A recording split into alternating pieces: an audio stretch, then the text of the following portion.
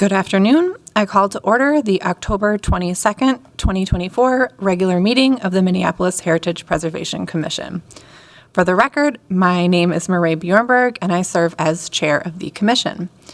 Just a reminder to silence your cell phones and other electronic devices and to speak clearly into the microphone when speaking at the dais or giving testimony. Would the clerk please call the roll so that we may verify the presence of a quorum? Commissioner Booty is absent. Hare.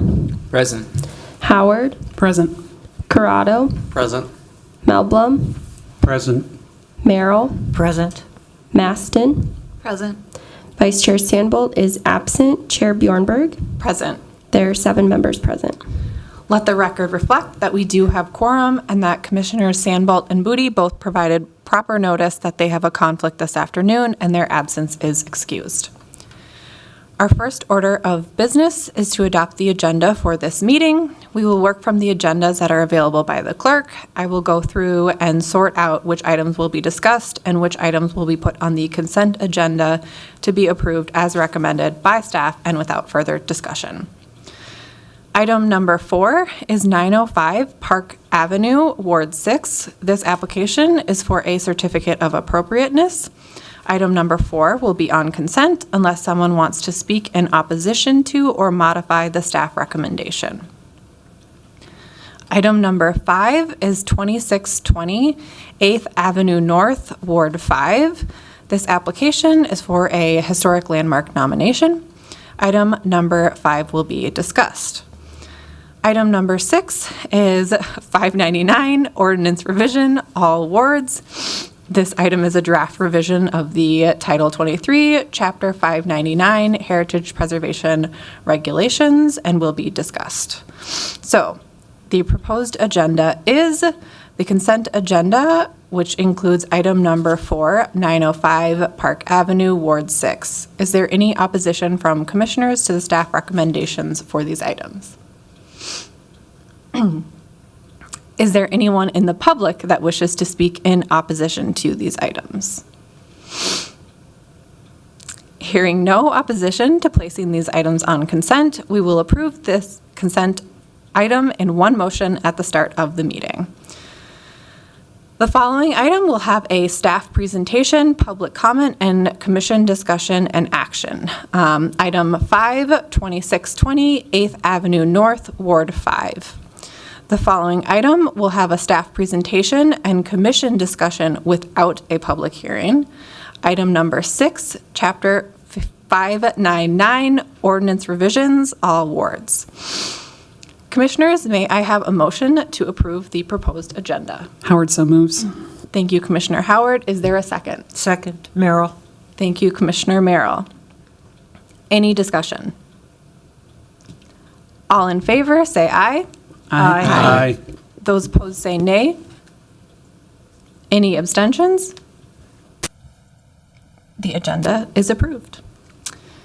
Our next order of business will be to approve the minutes from our October 8th, 2024 meeting. May I have a motion to approve those minutes? Maston so moves.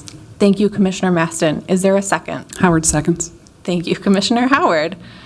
Any discussion? Seeing none, all in favor say aye. Aye.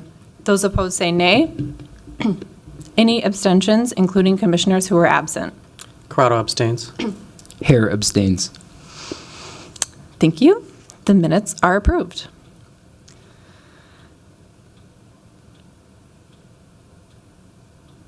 Before I open the hearing to public comments, let me summarize the process for conducting the public hearing. First, we will act on the consent agenda we just set. Once the items on the consent agenda are approved, the commission is done with those items and applicants may contact the planning staff tomorrow about next steps. After the consent agenda items are approved, we will take each remaining agenda item in order. Planning staff will present its report and commissioners may ask questions of staff.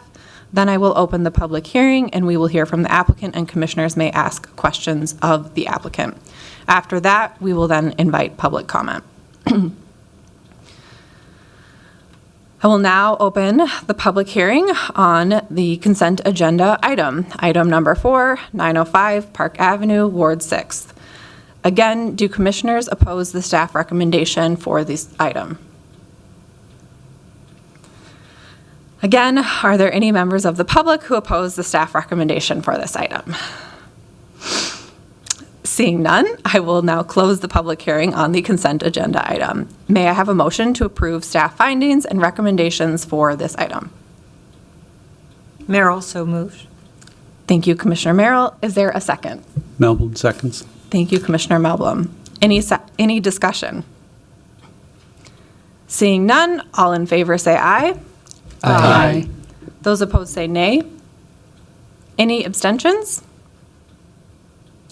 That item is approved as recommended by staff on the agenda. Applicants may contact planning staff about next steps. Our next item is item number 5, 2620 8th Avenue North, Ward 5. This application is for a historic landmark nomination. The staff report is presented by Aaron Kay.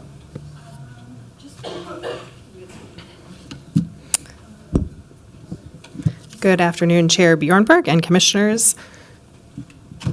My name is Erin Kay, and I'm a Senior City Planner in the Historic Preservation subsection of the Department of Community Planning and Economic Development, or CPED. I am here today to present a nomination application for historic landmark designation of the property located at 2620 8th Avenue North, which is known as the Prince Rogers Nelson Childhood Home. This nomination application was submitted by HPC Commissioner Barbara Howard, with assistance from Kristen Schaumler, a local music historian who wrote the multiple property document form, MPDF, titled Prince, 1958 to 1987. The nomination application is comprised of information taken from the MPDF, which was based on extensive historical research, Prince's personal accounts, and interviews with family members. Here is an aerial view of the property's location. And here's a current view of the property's south elevation. The property appears to be vacant and the vegetation is overgrown, making it somewhat difficult to see the building. But here's a view from 2018 when an inventory form was prepared and submitted to the Minnesota State Historic Preservation Office, or SHPO. The subject property was determined eligible under National Register Criterion B for its association with Prince. The subject property is a one-story ranch house that was built in 1956 by William Reynolds. The second garage stall at the east or right end was added in 1970. Historical records indicate that the house was originally clad in permastone on the front elevation, while the attached garage and rest of the elevations were clad in wide lap siding. The current yellow aluminum siding was installed in 1992. When Prince was born in 1958, he lived with his family at 915 Logan Avenue North, which has since been demolished. The Nelson family bought this house at 2620 8th Avenue North in March of 1965 when Prince was 6 years old. He lived here until 1970 when he was 12 years old. During his time living at this house, his parents separated and later divorced. Prince spent his teenage years living with his father, his aunt, and also at a family friend's house. The nomination application suggests that the subject property has significance under local designation Criterion 2 and retains integrity. Based on the information provided in the application, staff agrees that the nominated property has significance under Criterion 2 for its association with Prince. As outlined in the staff report and more extensively in the nomination application, Prince spent formative years living at this house. During this time, he learned how to play the piano and developed his songwriting, performing, and singing abilities. He also met the Anderson family through Glendale Seventh-day Adventist Church, which includes his future best friend and collaborator Andre, later known as Andre Simone. Among the various places Prince lived, this property stands out as Prince's home during a key period in his childhood that led to his future musical success. Prince went on to become an internationally known singer, songwriter, producer, studio engineer, and more, and make significant contributions to the music industry, both locally and beyond. Although there have been some changes to the property since Prince lived here from 1965 to 1970, in staff's opinion, the property retains sufficient integrity to convey its significance as Prince's childhood home. Staff recommends that the Heritage Preservation Commission adopt staff findings and approve the nomination of 2620 8th Avenue North as a historic landmark, establish interim protection, and direct the planning director to prepare or cause to be prepared a designation study. Staff mailed a letter to the property owner, which is the Federal Home Loan Mortgage Corporation, care of Radian Real Estate Management, on September 26, 2024, to notify them of the nomination. To date, staff have not received a response. As part of the public noticing process for this hearing, staff contacted the Ward 5 council member, the Northside Residents Redevelopment Council, and property owners within 350 feet of the property. No correspondence has been received.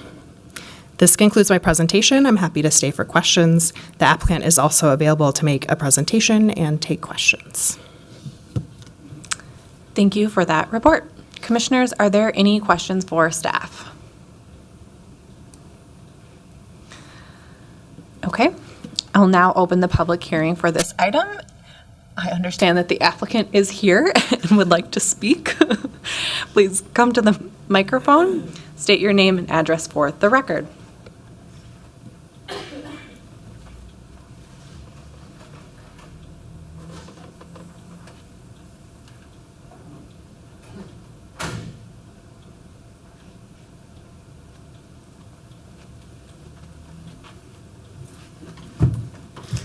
Thank you, Chair Bjornberg and Commissioners. I am Barbara Howard. I live at 3333 Holmes Avenue South in Minneapolis, and I want to thank you for your time in entertaining this nomination today. I don't know if any of you know this, but I'm a music nerd, not quite as much as Kristen. But when I was a young lass, I fell in love with Prince through Purple Rain. I knew every word to the movie. I knew every lyric to every song. My first time in Minneapolis, I was sure I was going to see him on the street somewhere, or else somewhere I was going to see Paisley Park. I was nowhere near Paisley Park. But it's him, his presence here is what brought me to Minneapolis and what brought me back to Minneapolis when I became an adult. I probably would never even thought of moving here had it not been for Prince. So his connection to this city is a big part of my connection to this city, and I'm really proud to be able to bring this nomination forward with help from Kristen, who's the music historian. Thank you.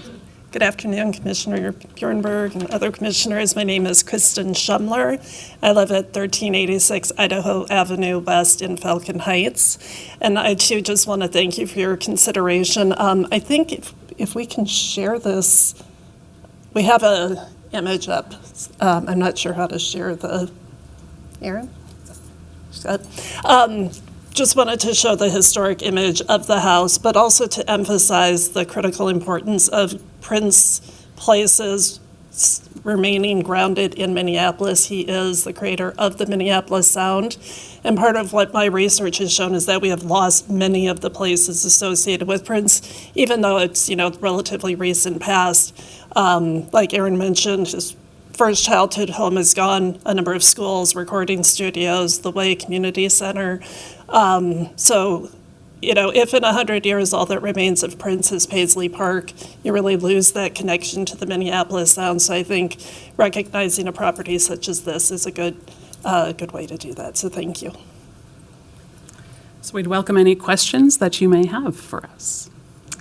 Thank you both for those comments. Commissioners, are there questions? Commissioner Melblom. Yeah, thanks both of you for this. It was really wonderful to read through the nominations, so thank you. If one of the other, if one of the other homes that he had lived in or other buildings that were of significance to his formation were still existing, would any of those rank higher than this? Or is this still what you would think of as probably one of the most important touchstones for his growth as a musician, entertainer, kind of all the great things that he did? Yeah, I think the answer to that would definitely be yes. It was during his time here that he mastered the piano, by the age of 8.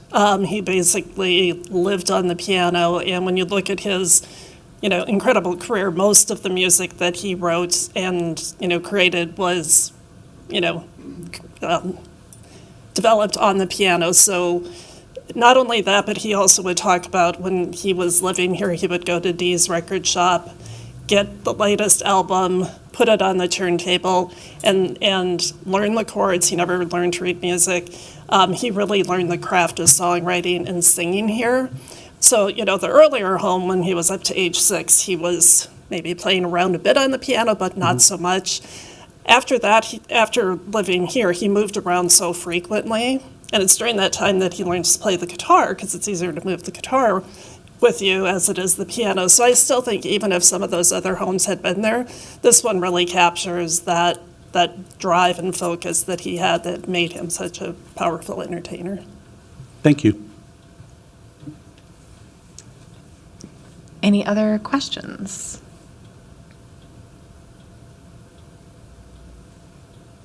Thank you both. Thank you. Are there any members of the public who wish to speak for or against this application?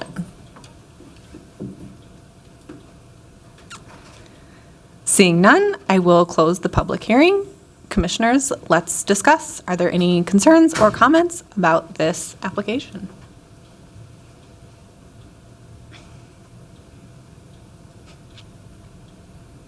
I guess I will start by thanking Commissioner Howard for bringing this forward and for all of the work that it takes to bring this forward. It was very well written and definitely made a very, very strong case. So I'm happy to see this come forward. Well, thank you for the kind words. I'm just going to pass that on to Kristen because she's the one who kind of put the whole nomination together. We worked on the MPDF together, but she knows the history part, and I knew the evaluation part for the multiple property documentation form. So you're reading Kristen's work there.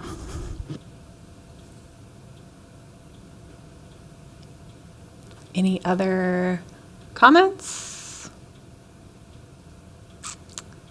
Would anybody like to make a motion?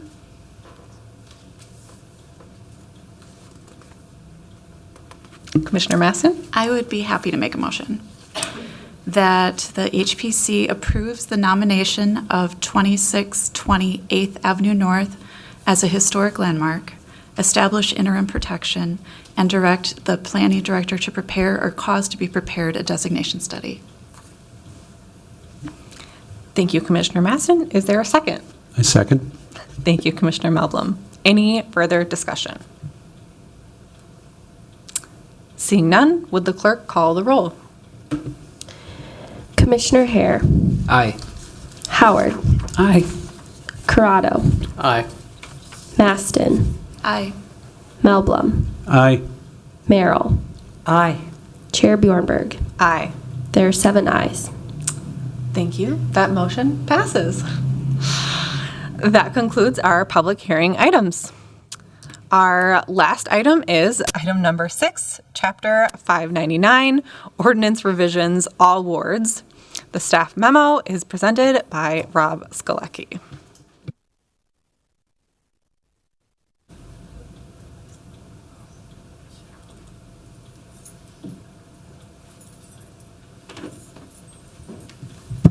Good afternoon, Commissioners. My name is Rob Skolecki. I'm a senior city planner in the Historic Preservation section of the Community Planning and Economic Development Department. Today I'm presenting for HPC discussion a first draft of revisions to Minneapolis Code of Ordinances Title 23, Chapter 599. This is a project that I know has been brought up in the past as something that staff had wanted to accomplish. A lot of, the background of this is outlined in the staff memo that was completed, but we as a team are very excited to have this draft in front of you for your comments. With that being said, as you are aware, it is the full draft of the document. So we'll try to take as many comments as possible. And at the same time, because staff has worked so much on this over the past few months, we will try to answer all questions as best as possible, but there may be some that we may have to, reference other materials to get an answer for or think about a bit. So with that being said, I will just go over hopefully pretty briefly here, kind of to summarize what was in the memo here. So in 1972, as a lot of you are aware, the city adopted a local historic preservation ordinance to encourage and allow for the study, designation, and protection of properties significant to the city's built and cultural heritage. So for the past 52 years, the city has designated over 195 individual landmarks and 20 historic districts. As all of you are aware as well, the program that the city operates under is a certified local government. So that is, our city has demonstrated this commitment to preserving local history. We are guided by state and federal guidance for how we operate and how the HPC operates as well. The current local preservation ordinance is Title 22, Chapter 599, as I mentioned. And this is what allows staff to really administer the city's preservation program as a CLG as well. Chapter 599 was last comprehensively updated in 2001. There were select updates throughout the years, so 2006, 2009, 2012, that was actually adopted in 2014, then 2016 and 2021. Since the last comprehensive revision to the preservation ordinance, as I think a lot of us know, since 2001, a lot has changed in the field of historic preservation.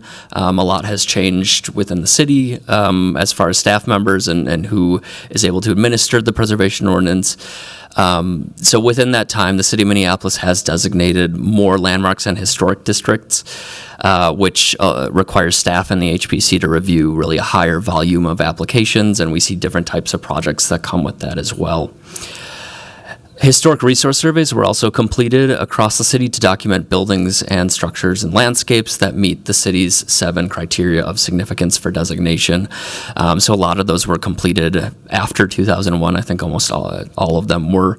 So that wasn't really taken into account when this was, previously comprehensively rewritten in 2001. There have also been large shifts in how we recognize history, so particularly those of underrepresented groups, and how we recognize cultural history in the built environment. New building materials as well, and technologies, and also to another extent the availability of historic materials, salvage materials in some situations. Those technologies and materials have changed and also affected how we are able to review certain projects. And also this is a major one that kind of coincides with this update, is that zoning code has received a major rewrite to implement the 2040 comprehensive plan. So this has influenced how staff has approached writing this, as well as also looking at what changes were made through zoning code, especially including fees and how applications are being processed.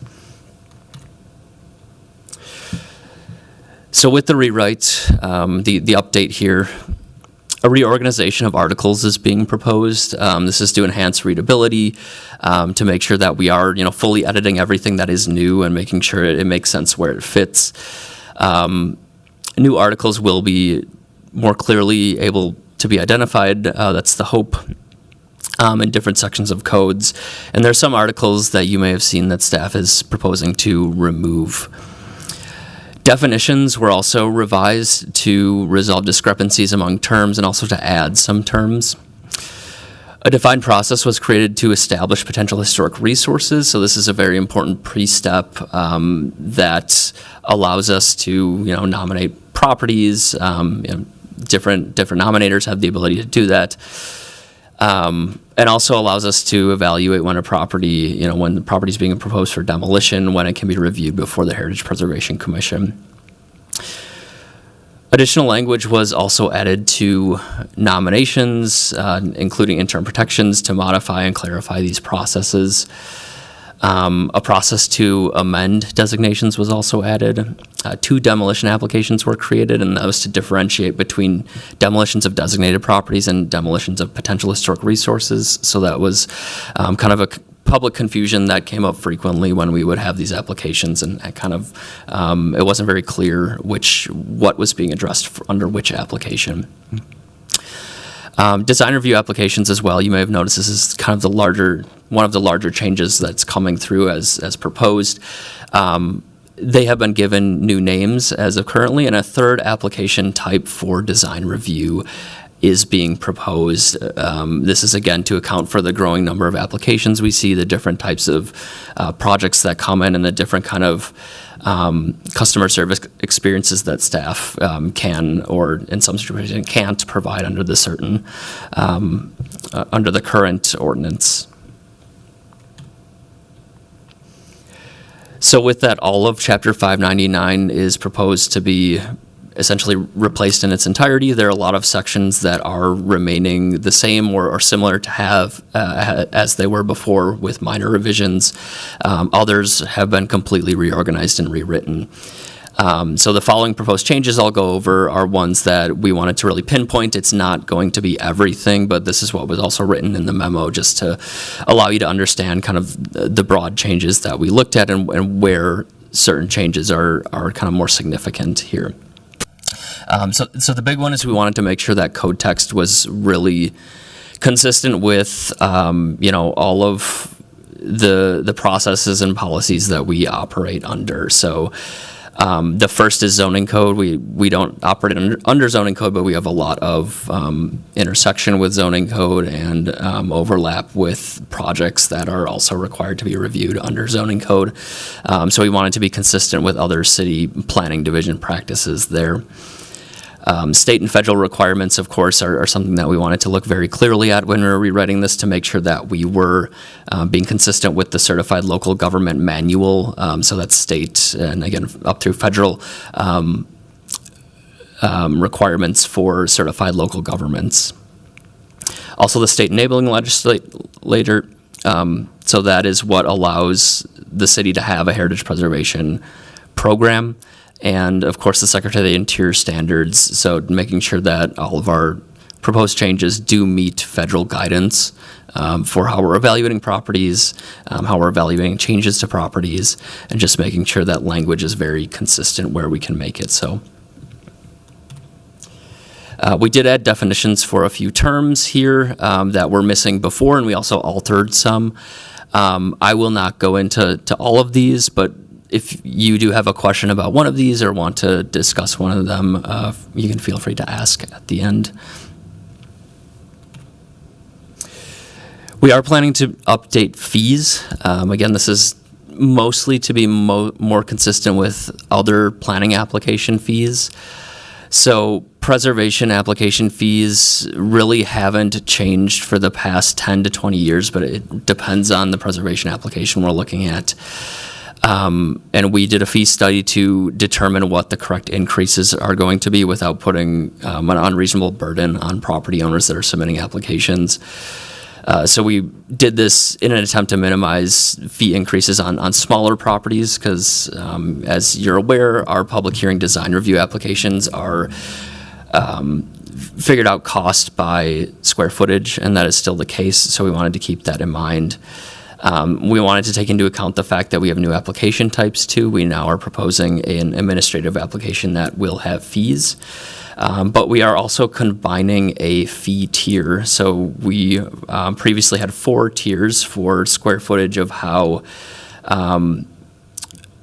certificates of appropriateness applications were calculated, and we're condensing that to 3, and that is to be more consistent with zoning code. So the bottom 2 tiers are being condensed into the 0 to 9,999 square feet that we see here.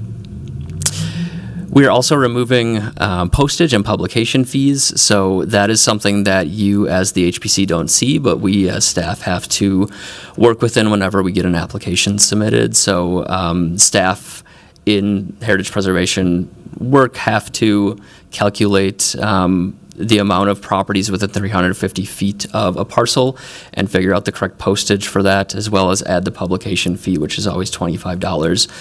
That is not something that other areas of planning have to do and have not been doing for a while. It previously was something that other staff did, but really preservation staff are the only ones that still have to do that. So I think we as a team are excited to have that updated and built into fees in general.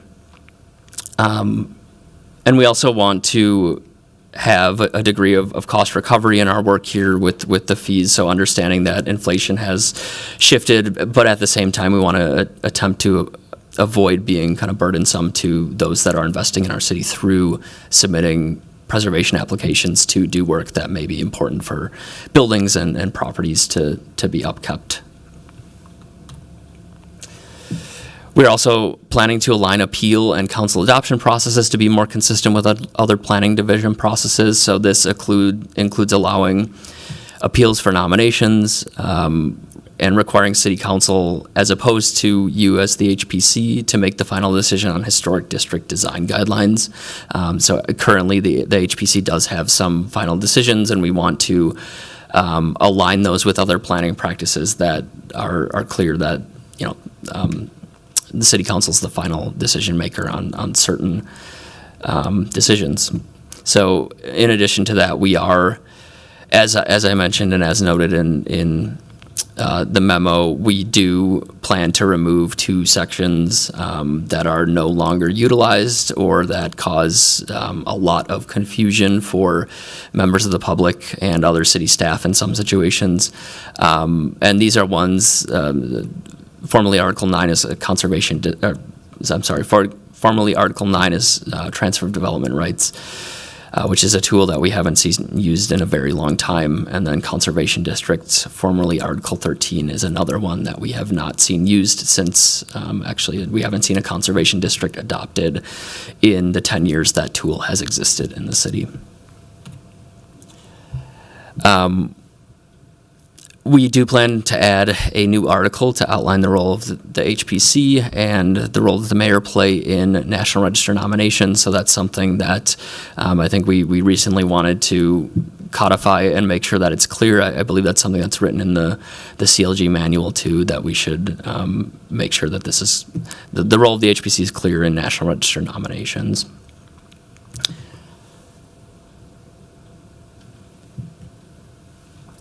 We're planning to reconsider requirements for a handful of sections and also to help streamline some of the work that staff sees, some of the issues that we see kind of daily interaction with applicants or property owners that may cause confusion. So the first change that we are planning to make is identifying potential landmarks and potential historic districts. So we want a way to formally codify what this means. In the current text, there is not a way to do that. And we also want to make it clear that a property must be determined eligible for designation before a nomination or demolition application to the HPC can be submitted. So within the text, it outlines that and explains the process for doing that.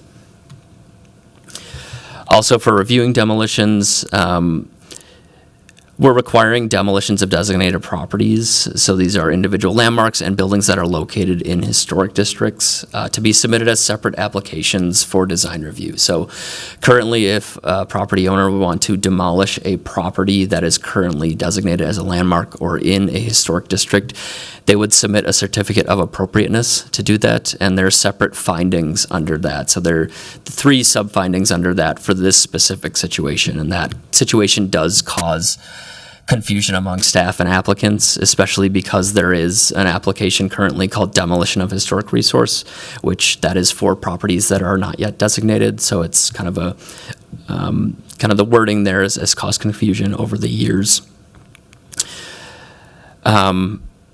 In addition to that, we want to clarify findings and recommendations required for demolition of a single property that is part of a potential historic district.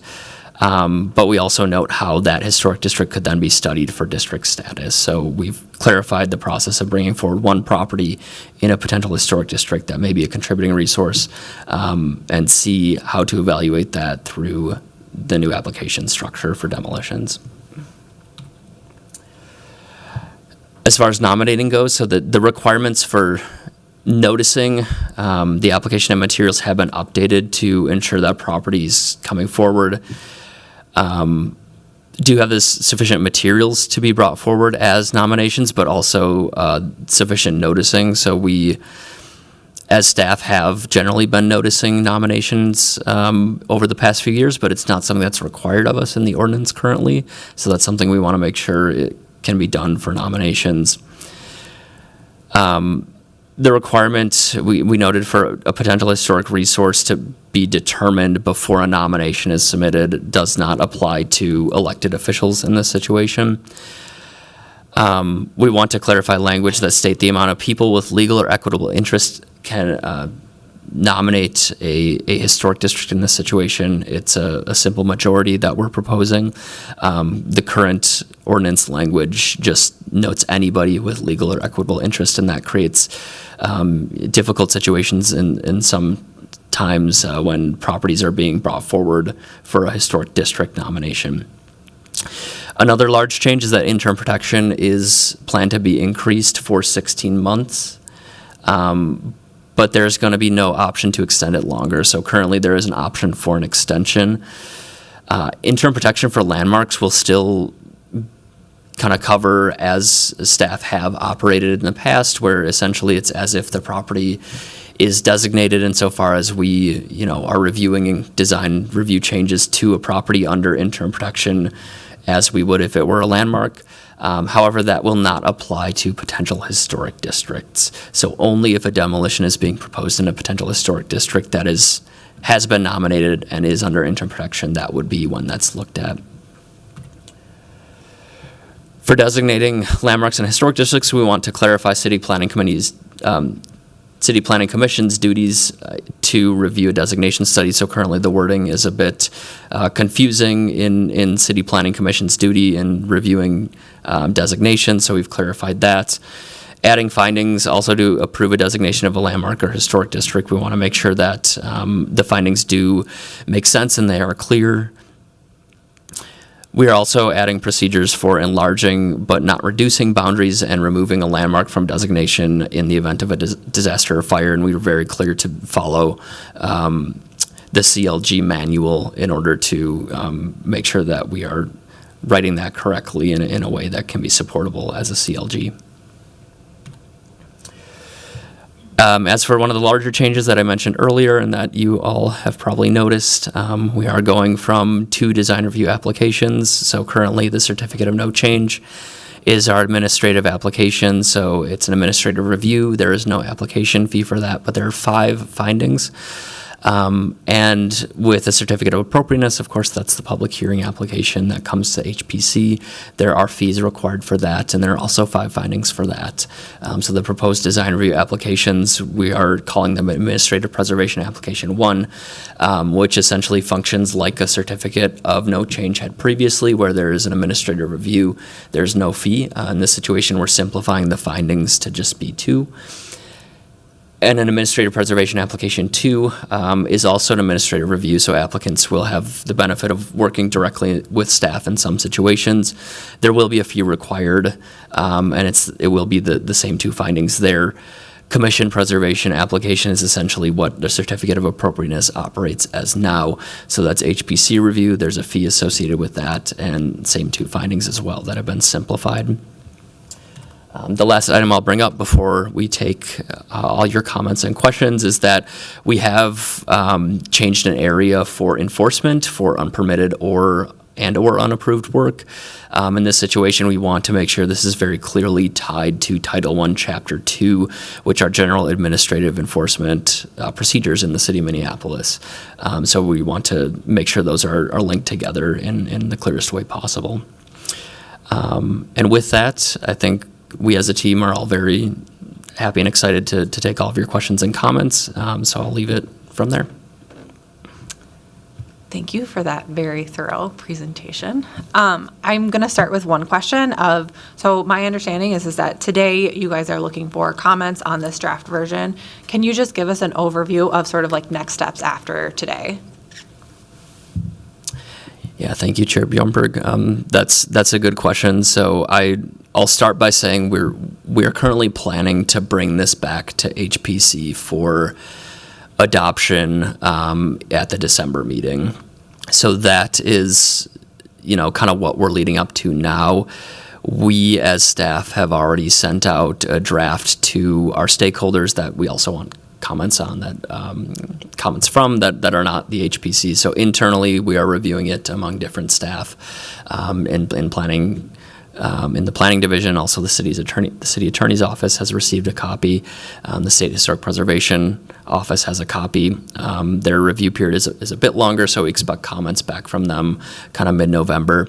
But all the different stakeholder groups were looking for comments back kind of November 1st. So it is a relatively quick turnaround time there. But following that, staff will work to incorporate all comments and changes from that point to the time that it comes back to HPC for adoption in December. Following that, we're hopeful that it can go on the council schedule and get onto an agenda, early 2025 for full adoption. Thank you. One follow-up question. Is there opportunity for public comment on this? There is currently, so public comment will be taken, of course, at the public hearing for HPC. I understand, that's right at the end. Members of the public can email comments directly to me. But yes, we are taking public comment if anyone does want to comment, and we will include that. Thank you. Okay. Do other commissioners have questions? Commissioner Howard.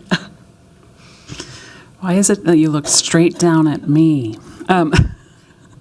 I have a question and then just a few comments related to diversity, equity, inclusion, accessibility, belonging.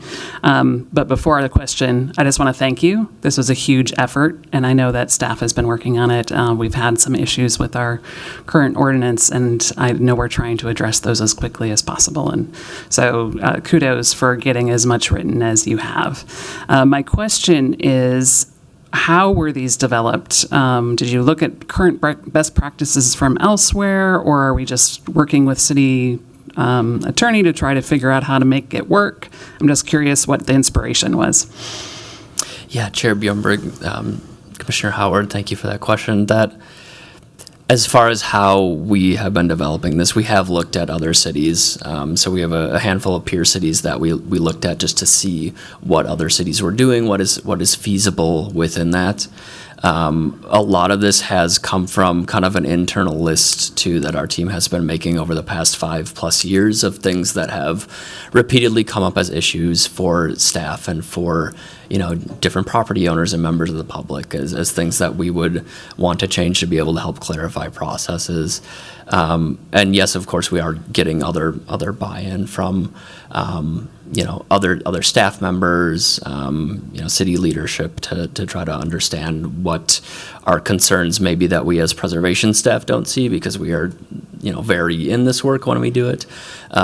So we will continue to keep looking at any other comments that come in from any interested groups. Thank you very much. If I may go on with my other comments.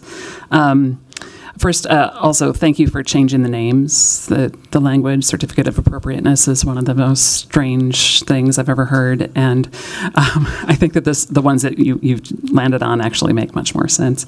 In our discussions in our little ad hoc gathering about diversity, equity, inclusion, accessibility and belonging, a few things have come up related to the ordinance, and a few that I could think of as I was reviewing what we have thus far is possibly updating or modernizing the designation criteria. It looks to me like it currently just shows the exact same designation criteria. I know that's a huge ask, and it takes a lot of thought and research to see what might be working in other communities, but that might be one way to diversify our designated properties.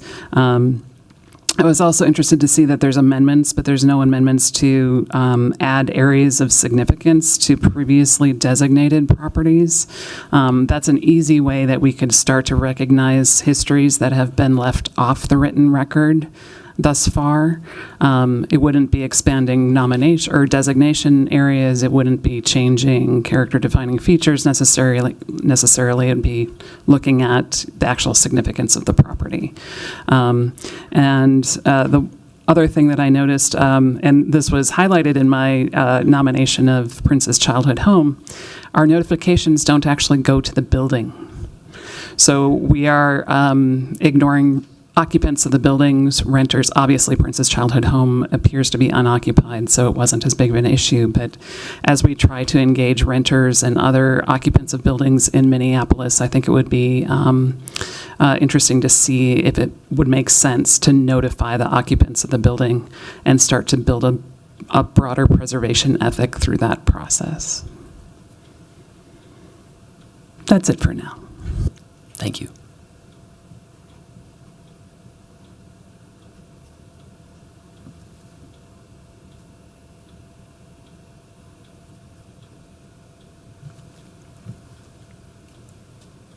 I'm going to let you finish taking notes before I ask for any other comments. Commissioner Melblom. Yeah, thank you, Chair Bjornberg. Mr. Skulke, I have a couple of questions. So you suggested that making or kind of adding clarity that the city council is the final arbiter of ruling on nominations harmonizes the HPC with other parts of the, I guess, the planning process. Is that accurate? Chair Bjornberg, Commissioner Melblom, I think that is, as you described, is basically accurate. Yes, through other planning commissions that go up through to city council. So, city planning commission, zoning board of adjustment. It's my understanding that all decisions made through them are appealable, up to city council as currently.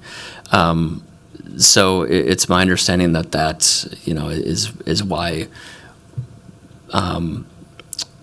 we've been kind of influenced to kind of go that way with how we look at how we evaluate everything that the HPC does. So we understand that now that kind of adds a level of I guess an area where someone could appeal an HPC's decision where previously the HPC did have the final voice in that. But it's my understanding that that's consistent with other planning division practices throughout different committees and commissions. Thank you. Some of the demolition. Do staff have comments on that? Forgive me, Chair Bjornberg and Commissioner Melblom. I wanted to just build a little bit on what Rob said, just to clarify something that he is absolutely right on, but wanted to clarify something that you had asked. The big change is coming in that nominations, as he said, were previously not appealable, but now they are. So in that sense, City Council gets the final decision, but you still act as the decider on that, on nominations, just as you did today. The change that's a little different is then design guidelines, where previously you would have been able to adopt them. You now would make a recommendation to council and they would adopt them.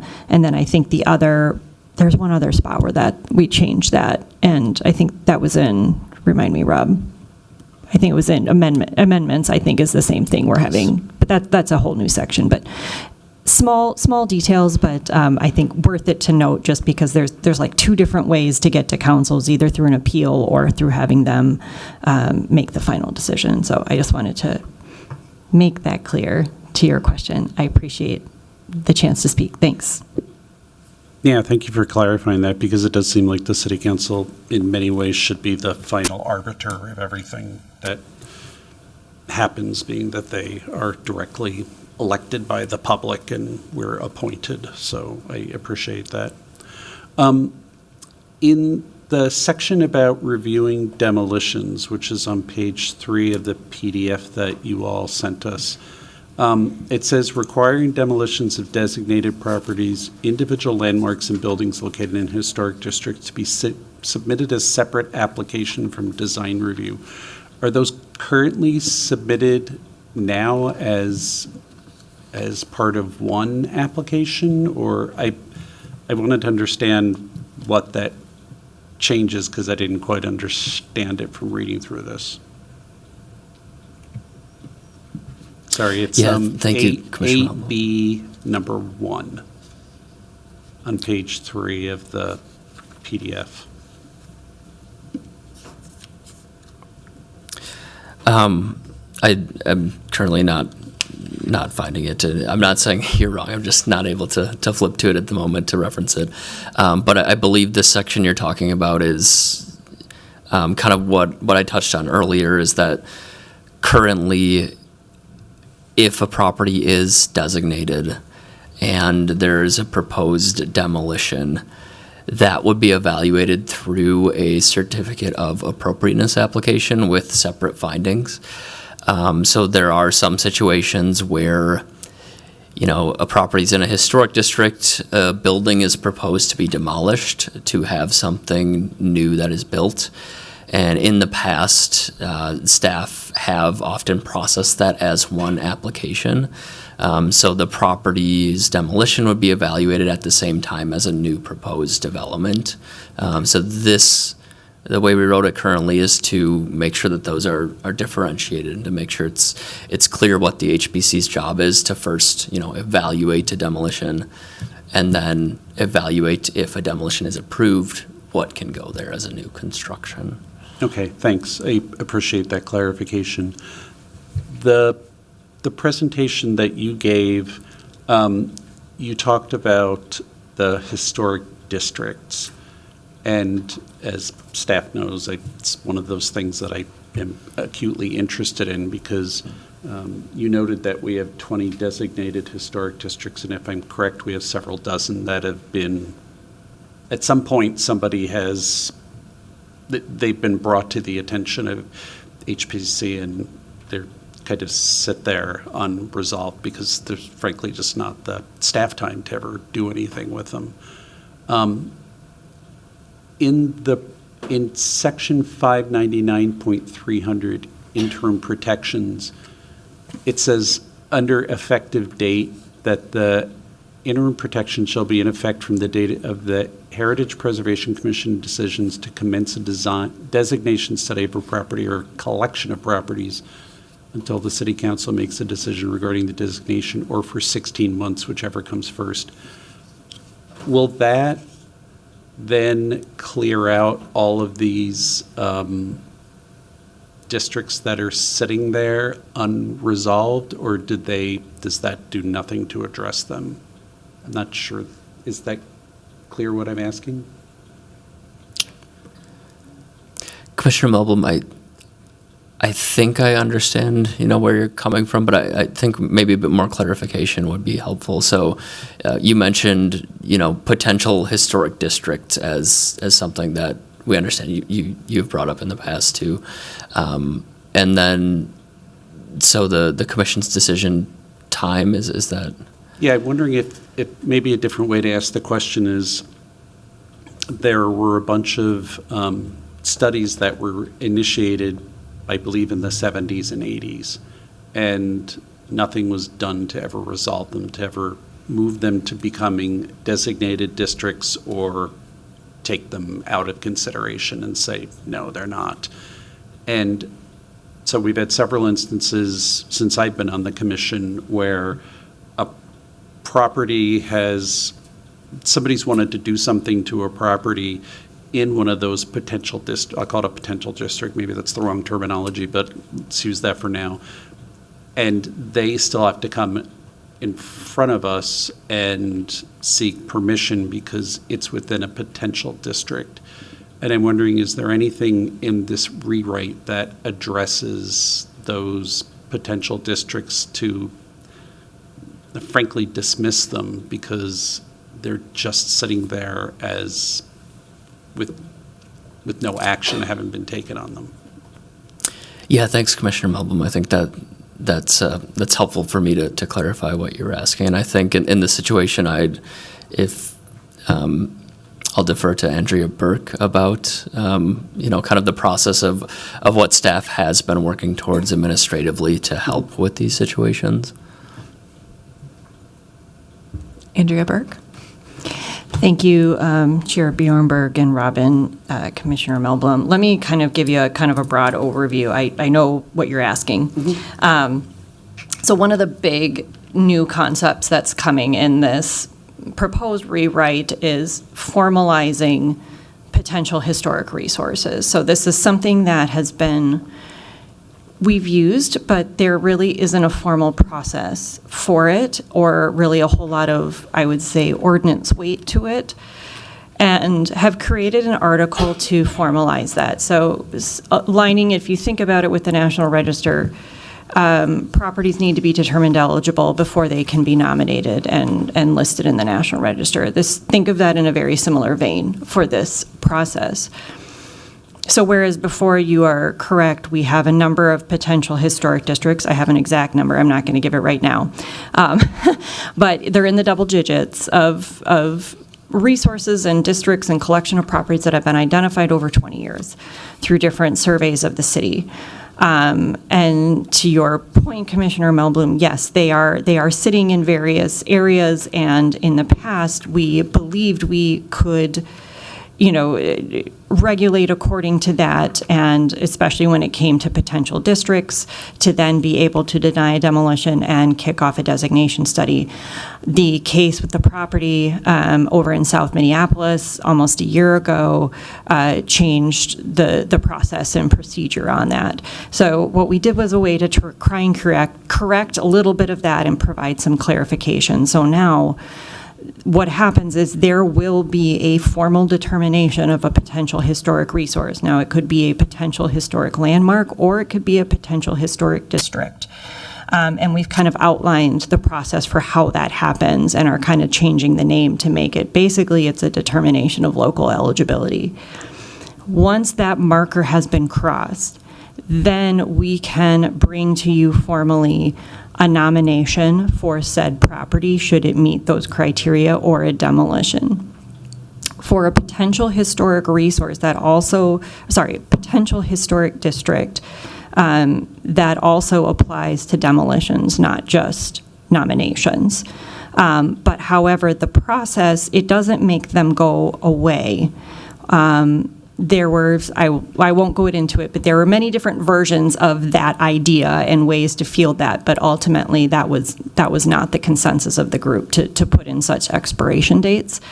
But when there is a potential historic district, we're requiring a lot of information up front. So we have enough information to bring something such as a nomination or a demolition. But how we've written the ordinance is to be able to bring a demolition of a property in a potential historic district, and emphasis on that is that we are going to have an official list that will be made public, that will be transparent, that is essentially, here are the potential historic districts, here are the potential historic landmarks in the city of Minneapolis, and find a way to track that to the property, so when property owners are buying property, they will be able to know that, and then provide a way to then bring that to you if demolitions are proposed, so that there now is a way to create or to nominate a district from there. It's not going to look like how we were doing it,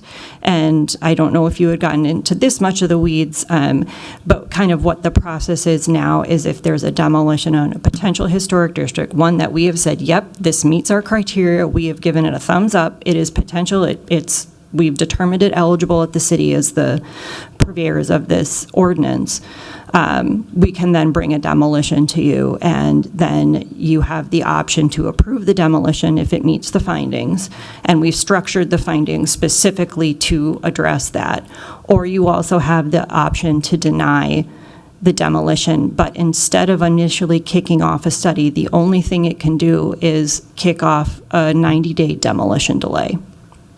The reason we chose that was because that is what a lot of other cities do. Is they often kick off demolition delays, and it's to now allow enough time to allow permitted nominators to bring a nomination forth to you for that potential district. And that's where we've also restructured the way who can nominate when it comes to a district. So to answer your question, no, there's no expiration date to kind of wipe them, but as part of the build out from this concept is to, and we have a lot of data, and our team has been working on a lot of data to collect all that and determine what has been looked at, what information do we have enough information, do these meet our criteria, after we've inventoried every recommended eligible potential historic district in the city of Minneapolis over 20 years, to then be able to say, okay, now we have kind of, I wouldn't say a short list, but we have a list now of these are the ones that we think are viable. And now if a demolition comes through in that area, we have the option to bring it to you. You do have the option to approve it. You have the option to deny it. But instead of kicking off a study, the only thing that can happen is a demo delay. And then at the end of 90 days, if no nominations brought forth, that demolition is going to go through and we're going to sign off on the permit.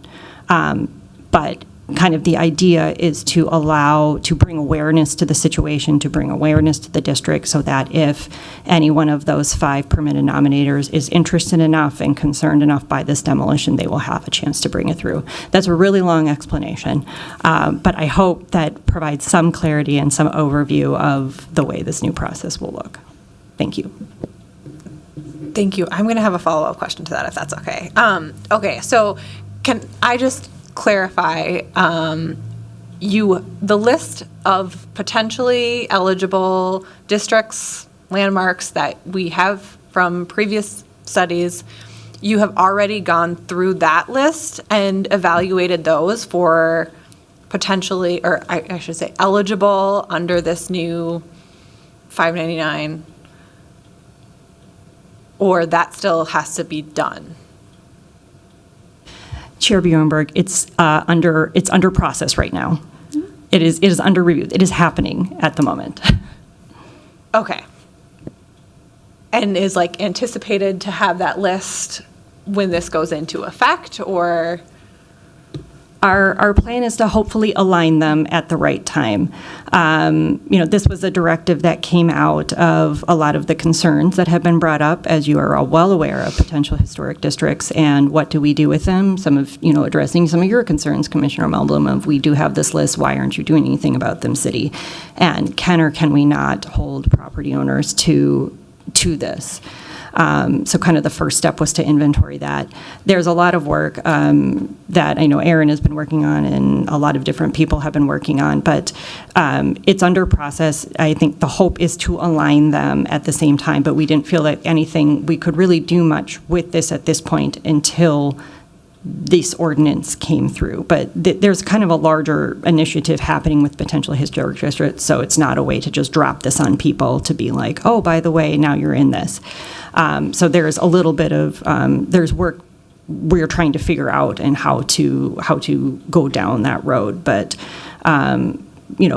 thinking kind of far into the future, that's a new way to do this, so that all of this work that's been done for survey work just doesn't kind of go into a vacuum, and every once in a while it gets touched on, and so that there is a way to track some of these recommendations and to be able to have a little bit more clarity and transparency to the public for some of these decisions that are made or recommendations, and actually have, I would say, the biggest part is to have the city take an action on them to say, yes, we have reviewed it. We believe this meets our criteria.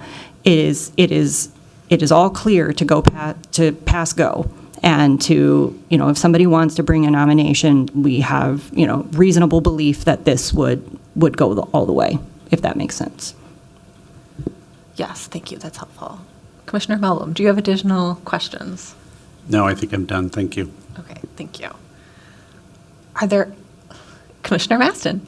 I think I want to ask one more follow-up question to this point. And, thinking back to that South Minneapolis case that we all kind of think back to, I think there's now an opportunity for citizens that live within that area, and that's the 6th person now, or group that's now added with majority, correct? a lot of the potential districts are quite large, and after a study, get kind of needled down to a smaller area. Let's say with that example, we had some very concerned citizens. What if they had, the majority for 4 blocks? Could they say, we want to look at it for these 4 blocks? Okay. I'm going to say that verbally. Yes, that is the idea. Yeah.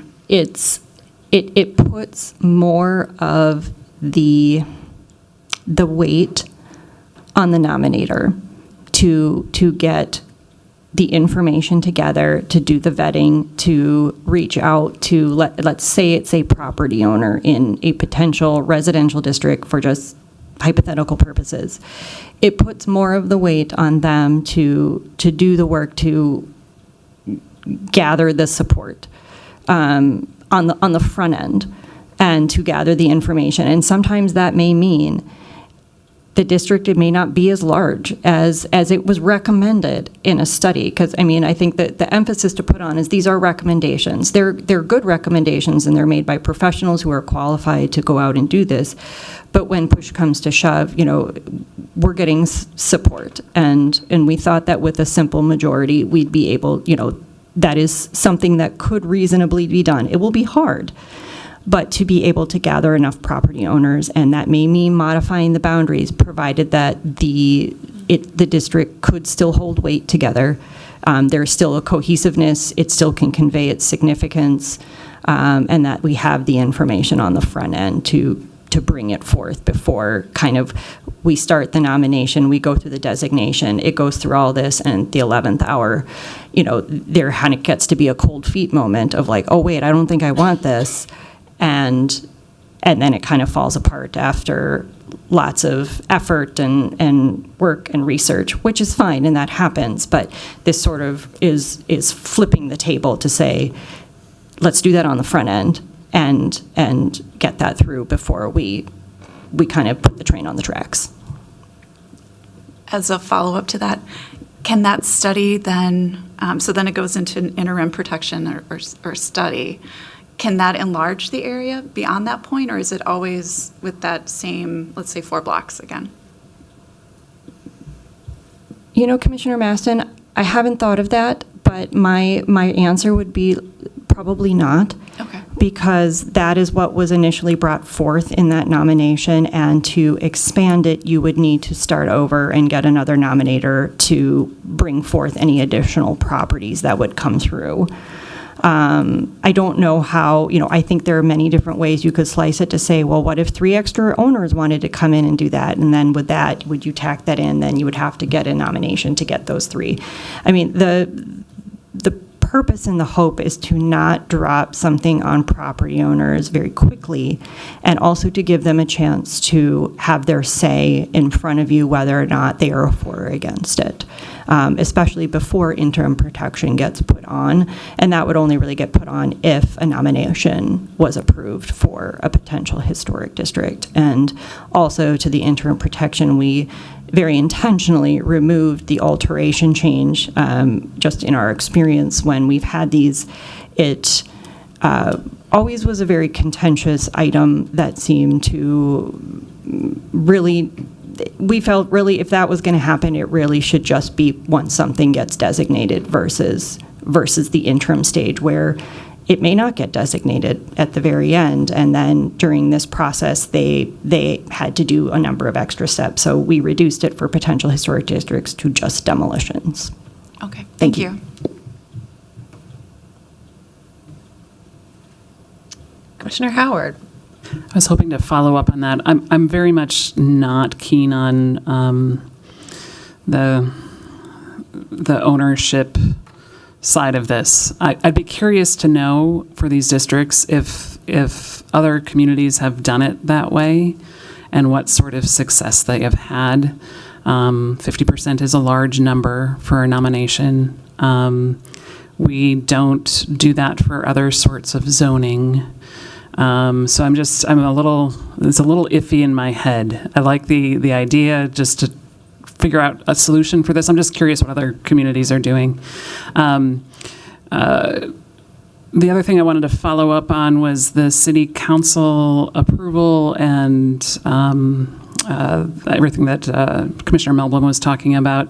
And I think back to our Dinkytown situation.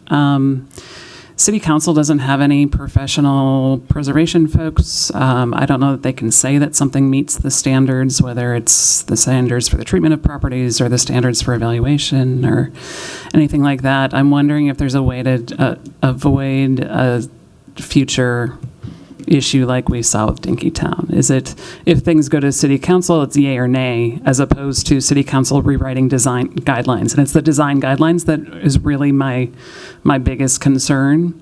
If they start changing the design guidelines without understanding what that means as to whether or not it meets the Secretary of the Interior standards, I think we could end up with some tough decisions down the line.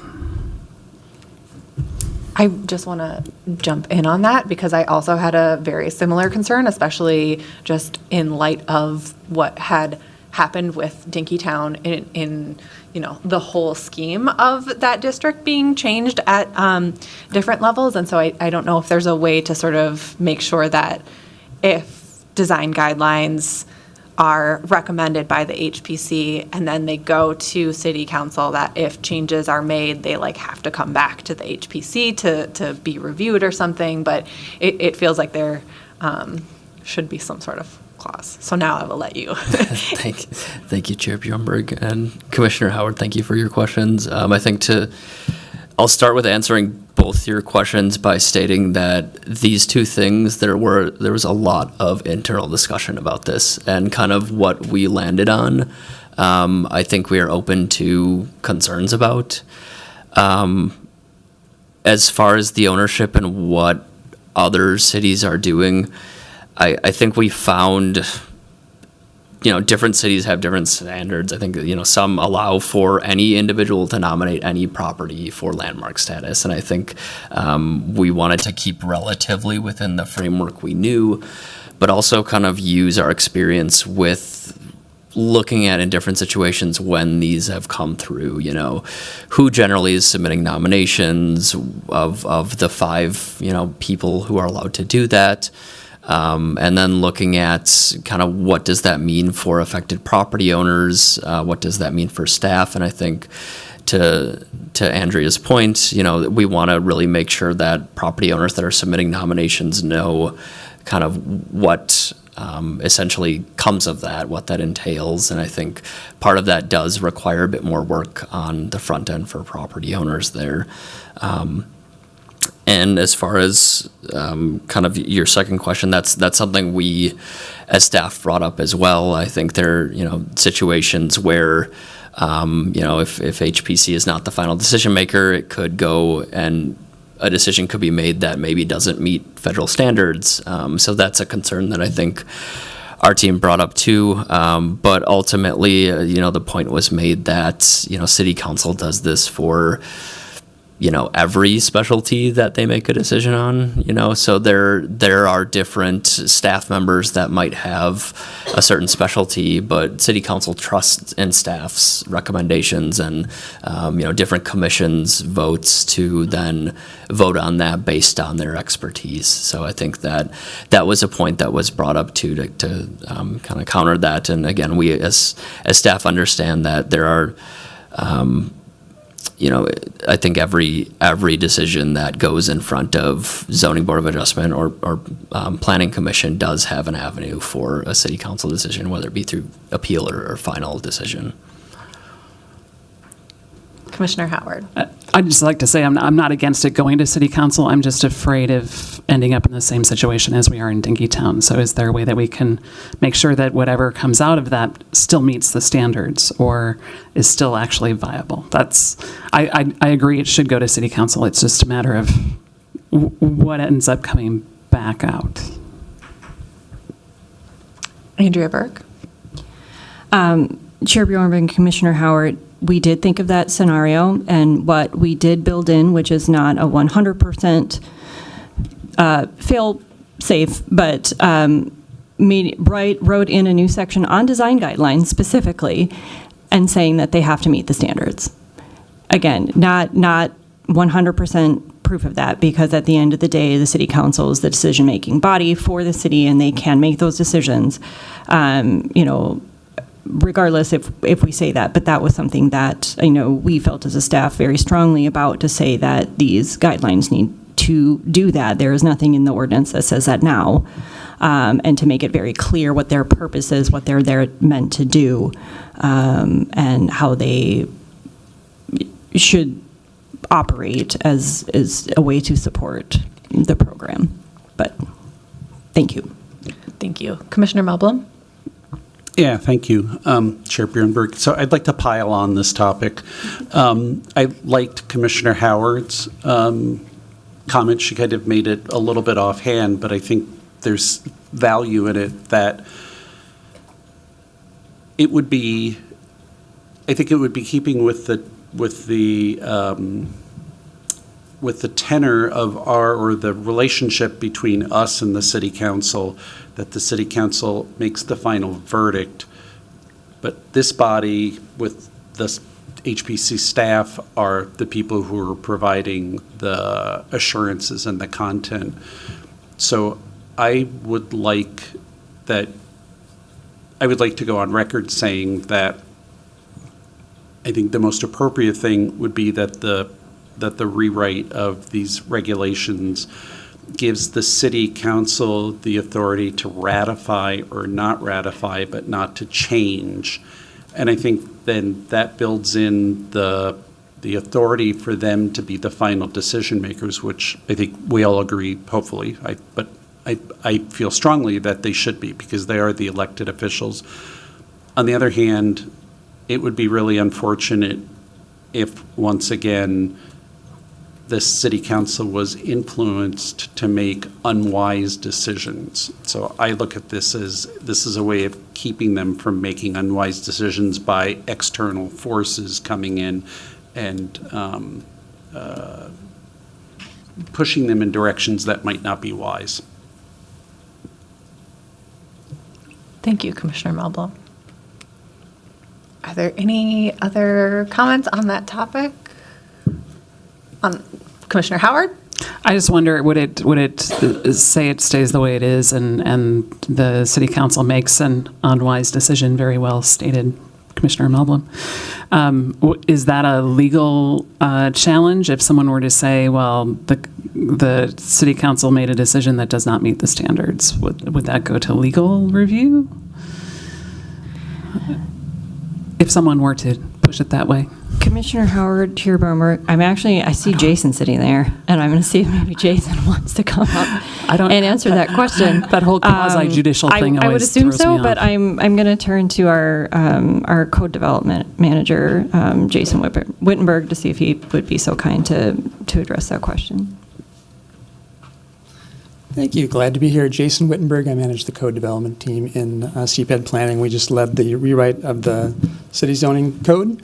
I think this is a really fascinating question, and this idea of ratification or not versus being able to amend the guidelines is an interesting one. I think there could be a situation where somebody files a legal challenge if they think it doesn't meet the Secretary of Interior standards. I am not sure of a precedent for that in other communities, but one can imagine that would be a thing that someone could bring forward. There's maybe a question of who has standing to do that, right? But I think we'll explore that question a bit more. Thank you. Appreciate having this conversation and being able to review the draft. Just going to add that right now. Are there other comments that commissioners have?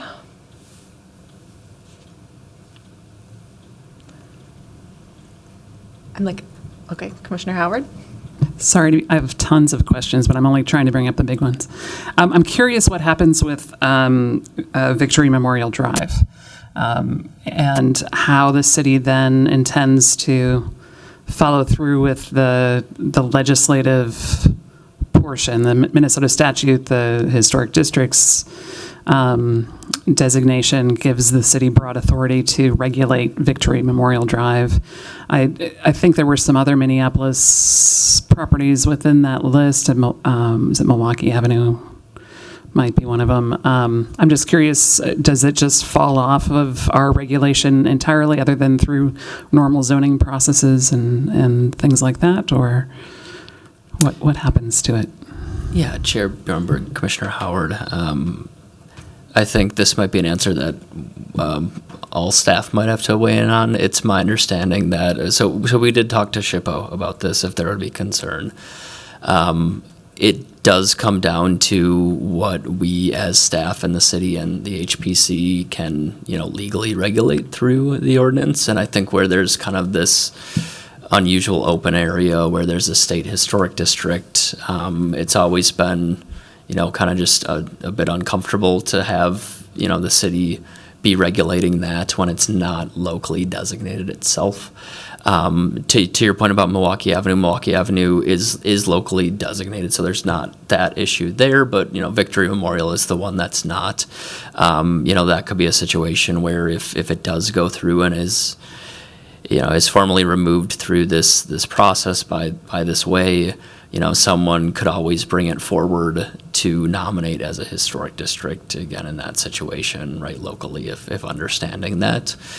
It was in this situation before where it was being, looked over by staff, but due to kind of administrative changes and due to understanding the city's duties, it got, left off of the count of historic districts that we look after. It was interesting looking through that list, and I wonder how many of those historic districts that are designated under the Historic Districts Act, how many of them actually do have city regulation, local regulation attached to them for review. I wasn't aware that it wasn't locally designated. So, Andrea Burke. Thank you. Commissioner Howard and Chair Bjornberg, to add on to Rob's point, yes, the enabling legislation does allow us to regulate state historic districts. We felt this was an odd one because it's our only state historic district that we have the authority to regulate, but it wasn't brought through in the normal city process. I know you all know this. It feels very awkward to try and, because it is only landscape, which is fine, but it feels very awkward to try and regulate this when it didn't have the same sort of onboarding process as the other districts do. That doesn't mean it couldn't in the future. I think, yes, it would, we would need to clear this with a few bodies, but it would just go away. Not that this means much, but we don't get a whole lot of reviews for those pieces of property. At that point, there are the nominators, and I think there's been some ideas to, make this a little bit more public that this would happen, so that if there is a permitted nominator that would like to bring this through, if they feel very strongly about it, they would, we would show them this is how you do it. This is clearly eligible. It's listed as a state historic district, but just felt that to apply our processes to a state historic district just seemed very odd. And it would feel, more comfortable if this was to go through the process that every other district did to be listed. We'd have a better sense of how to apply our processes. Now, granted, yes, we are given the authority to do it, but it has been one that has caused a lot of confusion behind the scenes for staff, for the public, for the property owners, for state and federal partners about how to treat this. And so that was the impetus behind it. Thank you.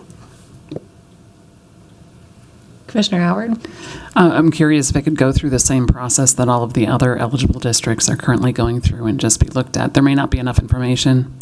It's really unfortunate that the historic district list in Minnesota statute is not covered by the Minnesota Historic Sites Act or other state protections. They kind of just hang out there, so that's all. Thank you, Commissioner Howard. Commissioner Melblom? Thank you, Chair Bjornberg. So you're going to experience my ignorance. I had thought that if the city doesn't have jurisdiction over the Victor Memorial, then it would shift back to SHPO, but is that not correct? It basically kind of it becomes unprotected by anybody, is that accurate? Or does it shift to being protected by SHPO? Commissioner Melblom, I might actually defer to Commissioner Howard on this. I think I know the answer, but I'm sort of hesitant because I'm not sure if I have it entirely right based on just something you just said, Commissioner Howard. So I'm going to see if you can respond to Commissioner I'm not Melblom. sure if it has been evaluated for listing on the National Register. We know that it's in the Historic Districts Act, or whatever that's called, from 1971. But those historic districts are not covered under the Minnesota Historic Sites Act, which only looks at listed historic properties and state register properties, and then the State Historic Sites Network. It does not, the Historic Sites Act does not specifically reference the Historic Districts Act properties. So if it is eligible for listing on the National Register, it would be protected to some extent under Section 106 if there's a federal undertaking. If it's actually listed, I don't believe it is, but I don't have that information in front of me, then it would be protected under the Historic Sites Act, but I don't think it is. And the Historic Districts Act just basically says cities have the authority, the ability to regulate these districts. It doesn't say must regulate these districts or must do these things, but the state wanted those districts to maintain their historic integrity, their sense of place, and left it up to the cities to make that call.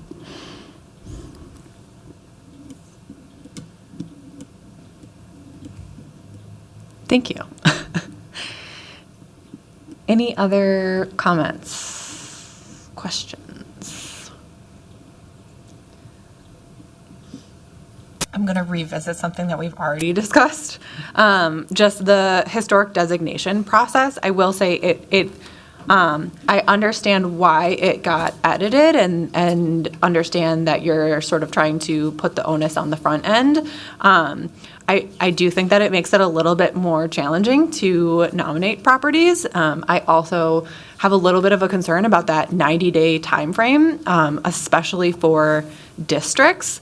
I'm just going to, again, revisit the scenario that we all had the privilege of experiencing about a year ago, and just trying to think about, okay, so they come to a meeting and about a property, and then have, like, within that understand, oh, I'm going to have to figure out how to do, I'm going to have to figure out how to meet with staff, go through this process, have to figure out what kind of paperwork I have to do. I'm also going to sort of make an assumption that a lot of the people who are maybe concerned about their historic districts or their neighborhoods maybe are not professional historic preservationists, and so don't really know how to do any of that, and 90 days feels like, I'm laughing when I say this, but like really quick. So I don't know sort of how that 90 days was decided upon, but I don't know if there's sort of a way to change that, or a way that somebody could ask for additional time, or sort of how that works in the process. Like, the way that I'm reading this and the way that I'm understanding it is that they have to have sort of gone through all of that, finished all of that work, and then had, I believe, staff determine that it is eligible to then have it come forward as a nomination. Andrea Burke. I will say a little bit to that, and I'm curious, Rob's, to let Rob answer, but just to answer your one question, it would have been already determined a potential historic district for us to bring it to you in the first place. So some of that work should have already been done. Now, some of these are going to be districts in theory that have already been coasted in through over 20 years of survey, and some of them, could be new based on as time moves forward and new potential areas are identified. But in order for us to bring it to you for a demolition in a potential historic district, we will have already needed to bless it, to say, in a terrible sense of the word, but to approve it as a potential historic district. And so we're saying we have some information. However, now we need one of these 5 magic people to come through and, not magic, but permitted nominators to come through and file the paperwork.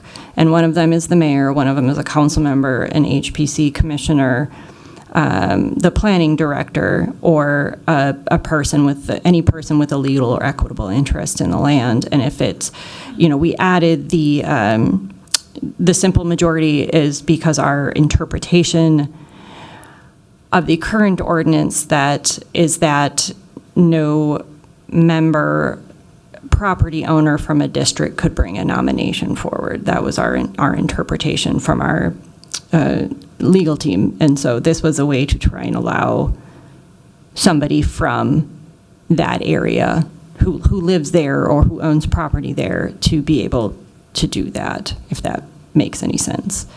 And then the 90 days, Rob, if you would be so kind to take a answer to that. Yeah, Chair Bjornberg, for the 90 days, I think when we were trying to envision ourselves in property owner's shoes in this situation, 90 days on kind of a demolition stay for something you don't know if it's even going to come through, so you don't know if anyone's going to want to nominate it.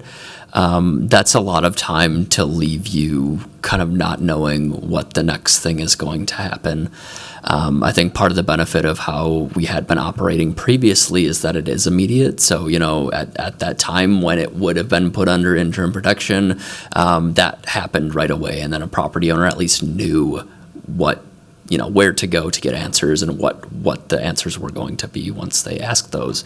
In this situation, when you do have a space of time of just uncertainty, kind of to allow that period to have someone nominate it, we didn't want to let it go too long, but we also, understanding your point, realize that it is a lot of effort to get that together if you are property owners in this situation, or if no work has been done on this district in the past. I hope that answers your question. I think so. I'm just trying to understand sort of the process that's outlined here versus the process that we had sort of been operating under and sort of like where they are or are not different. So I think that helps. I will also give some semi-conflicting comments. Commissioner Howard mentioned appreciating the different application names. I appreciate that there are now 3 different applications. I will say that personally I find it a little bit confusing that 2 of them have the same name, but just a number after that. I realize that it is probably a very hard thing to try to name them and to try to come up with names that are straightforward and easy to understand, but I was like, am I reading this wrong? Am I going to get further explanation here? But I would just maybe consider having 3 different names. It's better than certificate of appropriateness, though. It is, yes. We're making progress. Are there other comments?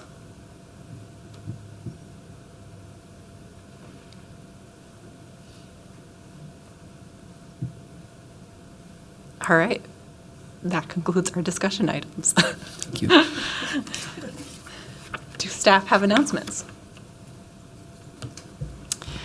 I do. Thank you, Chair Bjornberg, and thank you, everyone, for your comments on 599. Andrea Burke, I probably said that earlier, but supervisor for the Historic Preservation Team in CPED. Have a few updates to give.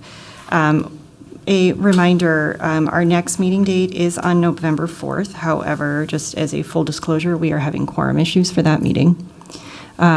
So we are working to find a new solution. And I don't want to allude to what's happening yet because this has all just kind of happened today. So we're still finding out alternatives and what to do to remedy that. But look for an update, and everybody in the public will be updated too. The next meeting of the African American Heritage Work Group will be on November 12th. The previous meeting was on October 15th. So the next meeting will be November 12th. It is open to the public, so if anybody would like to attend, you're welcome to. HPC interviews are underway for our 3 vacancies on the HPC for the next term, starting in January. As you are aware, Commissioner Sandbolt is now out indefinitely. For the rest of her term, which would have been the rest of this year. I know we did not get a chance to thank her for her service, so I would like to do it now and thank Commissioner Sandbolt for her years of service on the HPC, and have appreciated all of her comments and participation in different engagement activities that we have done. So I wanted to mention that. And then also just a reminder that the HPC retreat / special meeting is coming up on November 14th. We will, as normal, not notice, but the agenda will be made public. That also will have members of the public that can attend. We will hold it in the same location, which will be room 300A of the Public Service Building, and it runs from 3 p.m. to 6 p.m. I did get topic requests from several commissioners, so thank you. We are discussing those to incorporate, and that concludes my updates for tonight. Thanks so much. Thank you. Do commissioners have any announcements? All right. With that, we have completed all items on the agenda for this meeting. I'll ask once more if there are members of the commission or staff who have matters to come before this meeting. There being no other business and without objection, I will declare this meeting adjourned. As Andrea mentioned, currently the next regular meeting of the HPC is scheduled for November 4th, which is also a Monday. So remember that if you do not hear. Thank you.